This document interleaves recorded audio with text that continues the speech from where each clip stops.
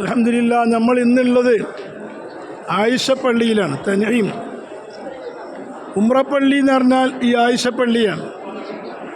ഹബീബായ സയ്യിദുനാ മുത്ത് റസൂലുള്ളാഹി തങ്ങളുടെ കൂടെ മഹദിയായ ഉമ്മുൽ മുഅ്മിനീൻ ആയിഷ ബി അടക്കമുള്ള റസൂലുള്ളാഹിൻ്റെ ഭാര്യമാരും വന്നപ്പോൾ ആയിഷ ബി റളിയല്ലാഹു അൻഹക്ക് അശുദ്ധിയായി, മാനസികമായി വലിയ പ്രയാസം, തവാഫ് ചെയ്യാനും ഹറമിൽ പോകാനൊന്നും സാധിക്കണില്ല എന്നല്ല.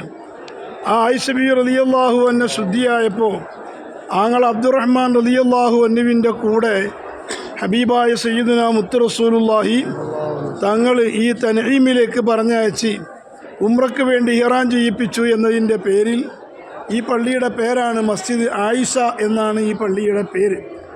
മൊത്തത്തിൽ ഉംറപ്പള്ളി എന്ന് പറഞ്ഞാലും ഉംറ എന്ന് വാഹനങ്ങൾ വിളിച്ചാലും ഈ ആയിഷ പള്ളിയിലേക്കാണ് കൊണ്ടുവരാറ്.